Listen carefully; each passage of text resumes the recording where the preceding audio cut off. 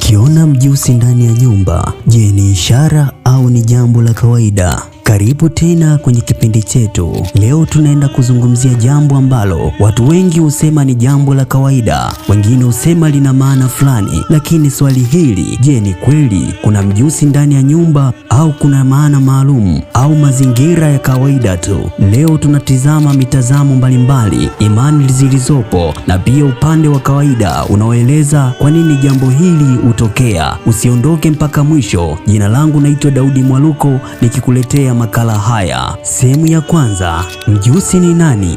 Kabla ya kutafuta maana, kwanza tumfahamu mjusi ni mnyama mdogo anayepatikana sehemu nyingi duniani. Mara nyingi hupenda sehemu zenye joto. Ana uwezo wa kupanda ukutani kwa urahisi na chakula chake kikubwa ni wadudu wadogo. Ndio maana mara nyingi utaona maeneo yenye mijusi pia huwa kuna wadudu. Watu wengi huogopa mjusi bila sababu kubwa. Mara nyingi mjusi hawafuati watu, anatafuta mazingira yanayomfaa tu peke yake.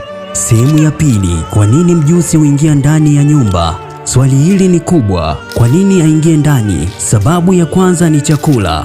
Ukiona wadudu wengi ndani ya nyumba, uwezekano wa kuona mjusi unaongezeka. Sababu ya pili ni mwanga. Usiku taa huwavutia wadudu na wadudu huvutia mjusi. Sababu ya tatu ni sehemu ya kujificha. Nyumba ina kona nyingi tulivu ambazo huwavutia wadudu hawa, na wakati mwingine kuna joto linalomvutia. Kwa hiyo si kila mara kuna sababu ya siri. Mazingira yenyewe yanaweza kueleza, lakini hapa ndipo imani za watu zinaanza. Sehemu ya tatu, imani tofauti za watu. Katika jamii mbalimbali kuna simulizi nyingi. Wengine huamini kuona mjusi ni ujumbe, wengine huamini ni ishara ya mabadiliko, wengine huamini hakuna maana yoyote, na kuna watu ambao wamekulia wakisikia tu hadithi nyingi kuhusu viumbe vinavyoingia ndani ya nyumba.